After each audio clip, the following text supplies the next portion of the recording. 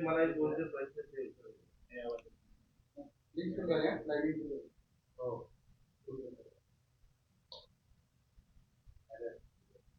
Okay.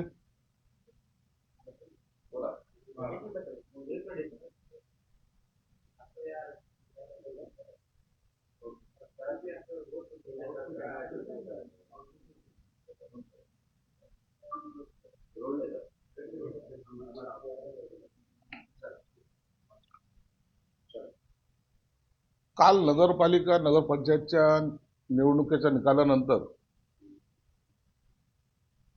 आपण पाहिलं असेल महायुतीला भरघोस यश असं प्राप्त झालेलं आहे. पहिल्यांदा कार्यकर्त्याच्या निवडणुकीसाठी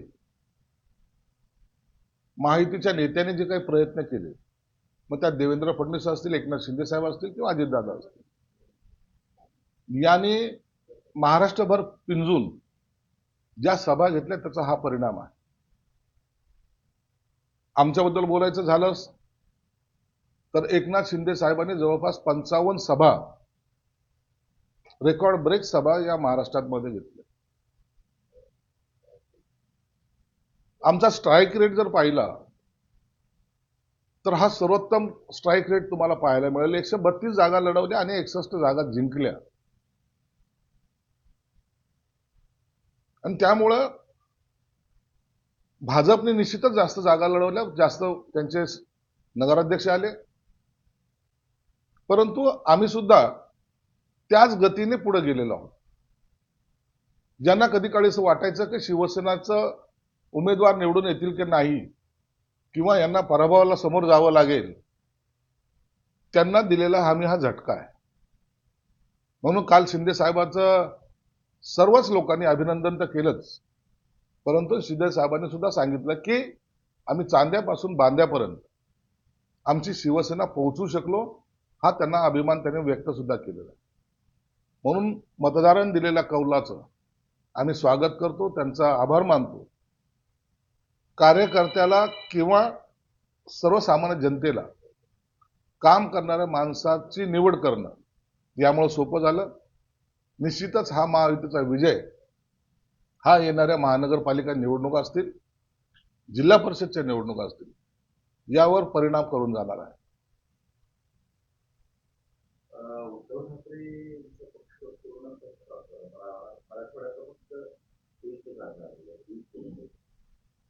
मराठवाड्यात एक आली, महाराष्ट्रामध्ये सगळे मिळून 9 जागा काहीतरी आलेल्या आहेत. घरात बसून पक्ष चालवता येत नाही आणि त्याही जागा ज्या आलेल्या आहेत त्या जागा तेथील कार्यकर्त्याच्या स्वतःच्या ताकदीवर आलेल्या आहेत. यांची कुठेही त्या सुद्धा भागामध्ये कुठेही सभा झाली नाही किंवा नेता सुद्धा गेले नाही. यांच्या नेत्याला एक सवय पडलेली, प्रेस घेतली, काहीतरी स्टेटमेंट दिलं, त्यांना वाटतं सर्व आलबेल आहे. आणि आजही त्यांच्या त्या स्टेटमेंटमुळं त्यांना समाधान वाटतं. आम्ही किती चांगलं बोललो, आम्ही कसं टीका केली, आम्ही कसं टोमणे मारले, ह्याच सगळ्या कल्पनेमध्ये किंवा या सगळ्या धुंदीमध्ये त्यांनी त्यांचा पक्ष हा आता रसातळाला नेलेला आहे. जे निवडून आलेले आहेत 8-9, ते सुद्धा त्यांचे जर त्यांना विचारलं तर ते म्हणतात की आम्हाला याच्याबरोबर राहायचं नाहीये. ही दुर्दैवी परिस्थिती यांच्या फक्त तोंडामुळं, यांच्या नाकर्तेपणामुळं आणि घरात बसून केलेल्या राजकारणामुळे झालेली.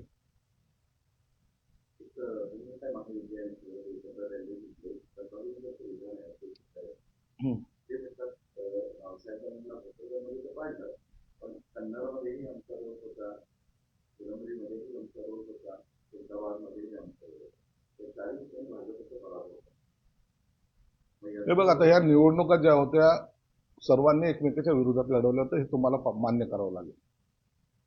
आम्ही महायुती म्हणून तर लढलो नव्हतो. शिवसेना वर्सेस भाजप हा लढत अनेक ठिकाणी झाली. तुम्ही वैजापूरचं उदाहरण घ्या, तुम्ही गंगापूरचं उदाहरण घ्या, तुम्ही पैठणचं उदाहरण घ्या.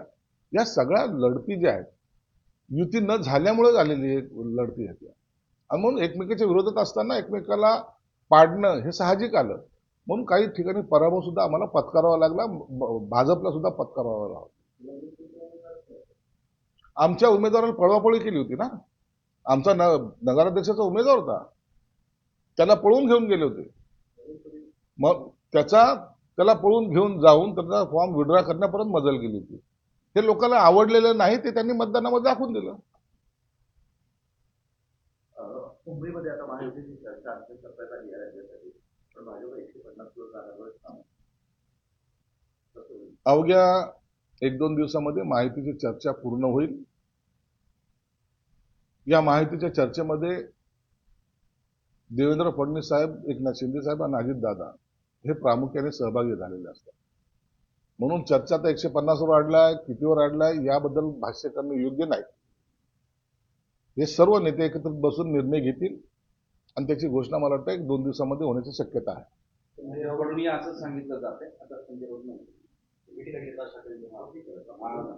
भाजपने ते सांगितलंय की तयारी सुरू आहे, एकत्र लढलं पाहिजे आणि 2 दिवसात अंतिम केलं जाईल. एकत्र लढणं हाच एकमेव पर्याय आहे. एकमेकाची ताकद एकमेकाच्या विरोधात वापरण्याऐवजी एकमेकांनी जर एकत्रितपणे ताकद वापरली तर सगळ्या ठिकाणी, महानगरपालिकेच्या सगळ्या ठिकाणी महायुती ही विजय होईल. आणि जनतेला सुद्धा हेच पाहिजे. जनतेचा कौल महायुतीकडे आहे, हे आपण लक्षात घेतलं पाहिजे. याची ताकद त्याची ताकद हे करत जर आपण बसलो तर त्याचा आता काही ठिकाणी जो काय फटका बसला तसा फटका बसण्याची शक्यता नाकारता येत नाही. पण भाजप 150 वर जागा लढवण्यावर ठाम आहे. हे पण आहे, हा पणच बाजूला करण्यासाठी महायुतीचे नेते बसतील. दुसरीकडे केडीएमसी मध्ये भाजप एकट्याने लढण्याची शक्यता होती. असं काही होणार नाही, असे चिन्ह मला तरी दिसत नाहीत. जेव्हा दोन्ही नेत्यांनी, देवेंद्र फडणवीस आणि एकनाथ शिंदे साहेबांनी स्पष्ट केलं की आपण महायुतीत लढू, तर मला वाटतं त्याच पद्धतीने ते लढतील. कोणीही अतिताईपणा करणार नाही याची काळजी हे वरिष्ठ नेते घेतील. काल दोंडूरमध्ये भाजपच्या कार्यकर्त्यांच्या मेळाव्यात स्वतः भाजपचे प्रदेशाध्यक्ष रवींद्र चव्हाण यांनी संकेत दिलेले आहे. त्यावर देवेंद्र फडणवीस साहेब त्यांच्या पक्षाचा निर्णय घेतील. पण वाद होणार नाही, वाद टाळावा यासाठी आम्ही सुद्धा प्रयत्नशील आहोत. आता युबीटी आणि मनसे या दोघांची युती उद्या जाहीर होणार. मुंबई महानगरपालिकेपुरती उबाठा, मामू आणि मनसे यांची युती होण्याची शक्यता नाकारता येत नाही. परंतु यांच्याबरोबर काँग्रेस आणि शरद पवार, राष्ट्रवादी हे राहणार नाही, हे चित्र आता स्पष्ट झालेलं आहे. म्हणून यामध्ये नवीन काही चमत्कार घडतो असं समजण्याचं काही कारण नाहीये. तरी राजसाहेब ज्या ज्या गोष्टीवर अडलेले आहेत त्याच्यातून आणखी तोडगा निघालेला नाही. या वरील डोममध्ये एकत्र आले होते दोन भाऊ, तिथूनच या युतीची आणि जागा वाटपाची घोषणा होणार. आनंद आहे. जागा वाटपाची घोषणा करा, युती करा, त्याला आमचा काही विरोध असण्याचं काही कारण नाही किंवा त्याच्या भाष्य करायची काही आवश्यकता पण नाही. आता जनताच काही दिवसातच तुम्हाला ठरवेल की या मुंबई महानगरपालिकेवर कोणत्या पक्षाचा झेंडा फडकणार आहे. परंतु निश्चित आम्हाला खात्री आहे की महायुतीचा भगवा झेंडा या मुंबई महानगरपालिकेवर असेल. संजय राऊत म्हणाले की कालचा निकाल हा महाराष्ट्राचा कसा लागला हे जनतेला माहीत आहे. कोट्यवधी पैसे कसे दिले गेले या निवडणुकीमध्ये, कशी एकमेकांची जोडली, तिघांनी पैशाची प्रचंड उधळपट्टी केली. एकदा पराभव झाला ना तो मान्य करायला पाहिजे. दरवेळेला हे लोक ना कधी ईव्हीएम मशीन, कधी पैसा, कधी दादागिरी असे सगळे शब्द वापरतात. मला एक सांगा, तुम्ही तुमच्यातल्या कोण असे 4 नेत्याची नावं सांगा ज्यांनी ह्या महाराष्ट्रभर जाऊन कुठं प्रचार केला. घरात बसून राजकारण चालतं का? निवडणुका ह्या कार्यकर्त्याच्या जीवावर जेव्हा तुम्ही लढता त्या टायमाला कार्यकर्त्यांना साथ देणं तुमचं काम आहे की नाही आहे. मग त्याच्यात पैशाचा व्यवहार झाला, असं झालं, ही सर्व कारणं बोगस आहेत. म्हणजे जनतेने दिलेला कौल आजही तुम्ही मान्य करायला तयार नाही, तो जनतेचा अपमान आहे. म्हणून तुम्ही आताही जे झोपेचं सोंग घेऊन तुम्ही झोपलात ना, ते डोळे उघडा आणि वस्तुस्थिती पहा की नेमकं आता काय घडतंय. तुम्हाला जनतेने साफपणे नाकारलेलं आहे. एवढ्या मोठ्या महाराष्ट्राच्या या निवडणुकीमध्ये अवघ्या 9 जागावर तुम्हाला समाधान मानावं लागतंय, हे तुमचं दुर्दैव आहे. त्यावरच असं म्हणाले की आमचं चोरलेलं चिन्ह जरा बाजूला ठेवा, वास्तविक कोण आणि नकली कोण? हे सगळं आता गप्पा झालेले आहेत. लोक याला कंटाळलेले आहेत. चोरलेले चिन्ह, चोरलेले बाळासाहेब, चोरलेले शिवसेना, काय काय बोलायचं ते सगळं बोलून झालेलं आहे. इमोशनली बोलून झालंय, हेही बोलून झालंय. परंतु पराभव हा पराभव असतो हे ते मान्य करायला तयार नाहीत. आणि लोकांनी सुद्धा जे उभाठाने केलं त्याचा त्यांना धडा शिकवलेला आहे. शिवसेना प्रमुखाचे विचार घेऊन आम्ही पुढे चाललो, त्याला लोकांनी पसंती दिलेली आहे. एकनाथ शिंदे अख्खा महाराष्ट्र बिंदून काढतो आणि स्वतःचे 61 नगराध्यक्ष निवडून आणतो. ही ताकद जी निर्माण झाली ती शिवसेनेमुळे आणि शिवसेना प्रमुखांच्या आशीर्वादामुळे. असंही म्हणाले की निवडणूक आयोगाने मतदारांना जिंकवले. त्यांच्या बोलण्याला आता लोक सिरियसली घेत नाहीत आणि आम्ही पण त्यांना सिरियस घेत नाही. आणखी एक विषय त्यांनी फार गंभीरपणे म्हटला, खरं पात्र तर यामागे रहमान डकेत आहे. यांना आता डायलॉग मारू द्या. हे डायलॉग मारले ना तेवढेच उभाटाचे नेते उद्धव ठाकरे खुश होतात. त्यांना वाटतं की नाही आपली बाजू यांनी चांगली मांडली आणि ह्या सगळ्या स्वतःच्या मनातल्या मनात खुश होऊन ते आनंद साजरा करत असतात. त्यामुळं आता नाही होऊ शकत त्यांचं काही, कोणताही चान्स नाही यांना. तेलंगणामध्ये बॅलेट पेपरवर निवडणुका घेतल्या होत्या, त्यामुळं तिथं भाजप 4थ्या नंबरवर गेला असा दावा संजय राऊतांनी. ते विद्वान आहे तर त्या विद्वानावर आता या आरोपावर बोलणं उचित नाहीये. पराभव मान्य करणं हे त्यांच्या रक्तात नाही. परंतु एक दिवस असेल की त्यांच्या दुकानाला लॉक लागलेलं असेल आणि त्या दिवशी त्यांचे डोळे उघडतील. संजय राऊत राज ठाकरेंच्या भेटीसाठी गेलेले आहेत. जागा वाटपासंदर्भात चर्चा देखील होती असं बोललं जातं. संजय राऊत आता सर्व पक्षाचे प्रमुखच झालेले आहेत. ते ज्या राजसाहेबाच्या विरोधात ते बोंबा मारायचे त्यांच्या भेटीला गेलेले आहेत. राजसाहेब आहे, त्यांना राजसाहेबांना सुद्धा माहिती की हा माणूस कसा आहे, म्हणून तेही त्या पद्धतीने इजिली घेतील. राजसाहेब च्या उंचीचा संजय राऊत नाहीये, म्हणून त्यांच्याबरोबर काय बोलणी होईल हे तुम्हाला त्यांच्या भेटीच्या नंतरच कळेल. मला असं वाटतं की जर कुठेतरी त्यांचं दोघांचं एकत्र घेण्याचं असेल, त्यांच्या भेटीमुळे कुठेतरी दूर होईल तर संजय राऊत. संजय राऊत हा विषय त्यांच्याकडे नाहीच आहे. संजय राऊत ते लोक मानत पण नाही. राजसाहेब तर मुळात मानत नाही. आता हे जाणं येणं चालत राहतं पण त्याला ते सिरियस घेत नाही. काय राजसाहेबांना उद्धवसाहेब काय एकमेकाशी बोलू शकत नाही का? आता 100 वेळा हे तिकडं ते इकडे जाता येत असतात, म्हणून संजय राऊत काहीतरी मोठा दुवा आहे असं समजण्याचं काहीच कारण नाही. मुंबईचा महापौर कोण होईल यावर सट्टा लावला गेला. सट्टा लावला गेला. तुमच्या बाजूने कितीचा लागला, आमच्या बाजूने कितीचा लागला ते याकडे सांगून द्या लोकांना. आता पर्सेंटेज पासून हटलेत ते आता सट्ट्यावर आलेले आणि त्यांचा येणाऱ्या निवडणुकीमध्ये जो बट्ट्याबोळ होणार आहे त्यामुळे यांच्यावर मला वाटतं पैजा कमी लागले असतील. इथल्या स्थानिक मुद्द्यावर आता जबाबदारी आहे, बैठक सुद्धा असणार. काय तोडगा निघेल, काय तुमचं काय काही ठरलंय का जो एवढ्या जागांसंदर्भात आपण मागणी करणार आहे? मंत्री अतुल सावे आणि मी गेल्या बैठकीमध्ये आमचे जे दोन्ही पक्षाचे नेते किंवा पदाधिकारी त्यांना सगळ्याला सांगितलं आज 22 तारीख आहे, फायनल आज बैठक होऊन त्याच्यात तोडगा काढला पाहिजे असं अतुल सावेंचंही म्हणणं आहे, माझंही. युती करण्यामध्ये आमचा दोघांचा एक कल आहे, परंतु ज्या वाटाघाटी थांबल्यात त्या मला वाटतं आज पूर्ण होतील आणि सन्मानजनक दोघही पक्षाच्या जागा हे वाटल्या जातील असं आम्हाला विश्वास वाटतो.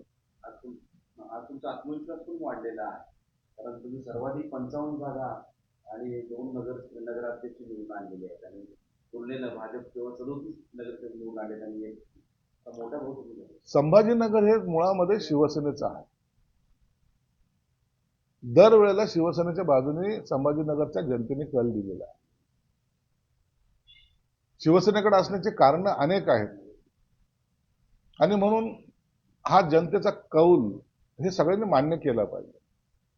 आमचे 6 आमदार आहेत, ते खासदार आहेत, आता 2 नगराध्यक्षही त्यात ऍड झालेत, नगरसेवक ऍड झालेत. तरी आम्ही ताकदीने मोठे जरी असलो तरी आम्ही त्याचं भांडवल करायच्या मनस्थितीत नाही. आम्हाला आजही वाटतं की या संभाजीनगरसाठी हिंदुत्वादी सर्व विचाराचे लोक एकत्रित आले पाहिजे. म्हणून आम्ही वारंवार सांगतोय भाजपलाही की भाजपची सेनेची युती या ठिकाणी झाली पाहिजे. त्यासाठी मी स्वतः पुढाकार घेतोय, स्वतः बोलतोय आणि त्याचा रिझल्ट आज यावा अशी अपेक्षा आहे.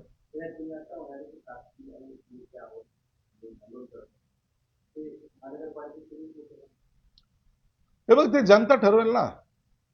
एकदा निवडणूक लागली त्याच्यानंतर किती सीटी निवडून येणार हे कोणता भविष्यवाला सांगणार नाही, पण जनता ठरवेल. जनतेच्या हातात असतं आणि जनते ज्या पद्धतीने आशीर्वाद देतील त्याला आपण ऍक्सेप्ट केलं पाहिजे.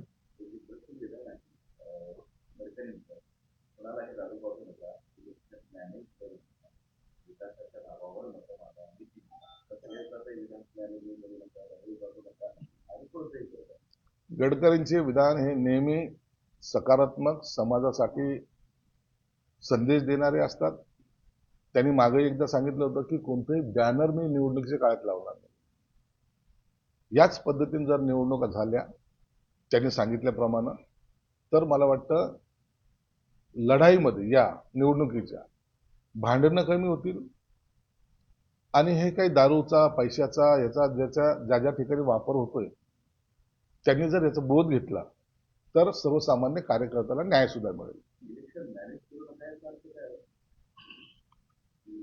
इलेक्शन मॅनेज नसतं होत. इलेक्शनमध्ये कार्यकर्ता जो काही अपोजिट असतात एकमेकांना मॅनेज करण्याचा प्रयत्न करतात आणि हे सर्वीकडे चालतं. इलेक्शन मॅनेज होत नाही. उमेदवार किंवा अपोजिटवाला हे मॅनेज करण्याचे प्रकार हे घडत नाही असं काही नाही, असा माझा दावाही नाही. होतात, असे मॅनेजही होतात आणि त्याच्यामुळे इलेक्शन सोपं करण्याची पद्धत जी काही उमेदवार वाटते तो तसं अंमलातही आणतो.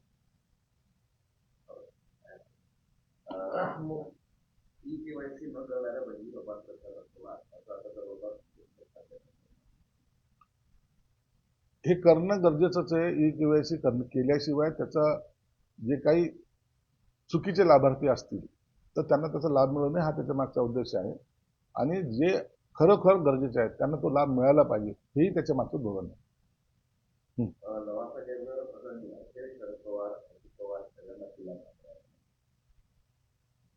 त्याबद्दल आता कायदेशीर जे काही प्रक्रिया चालू आहे त्याच्यावर भाष्य करणं योग्य नाही. मोहन भागवत यांचं एक वक्तव्य आहे, भारतासाठी हा एकच देश आहे, मुलींमध्ये राहणारी जबाबदारी पार पाडत नाही. तिथं विवाह संस्थेसंदर्भात त्यांचं बोलणं. मोहन भागवतांचं देशाच्या संस्कृतीबद्दल असलेल्या स्वाभिमानाबद्दल केलेलं त्यांनी एक वक्तव्य. हिंदू राष्ट्र भारत सोडला तर एक नेपाळ जगाच्या पाठीवर एक आहे आणि या ठिकाणी ही संस्कृती किंवा हा संस्कार जर आपण सोडला तर निश्चित आपल्या देशाचा सुद्धा ऱ्हास होऊ शकतो हे सूचक इशारा त्यांनी त्या माध्यमातून दिलेला आहे. म्हणून एकसंघ राहण्यासाठी ही लिव्हिंग रिलेशनशिप जी आहे ही घातक आहे असं त्यांचं कदाचित म्हणण्याचा अर्थ असावा.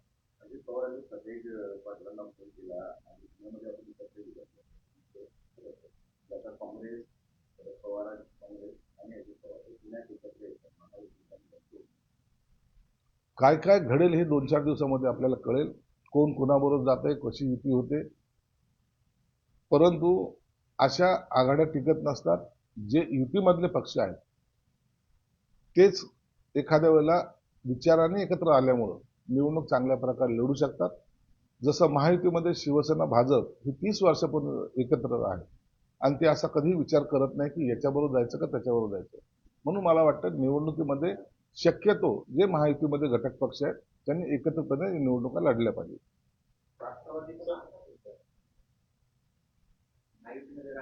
मी तेच सांगितलं की महायुतीमध्ये जे घटक पक्ष आहेत त्यांनी एकत्रपणे निवडणुका लढल्या पाहिजे असं आमचं मत आहे. माणिकराव कोकाटे यांची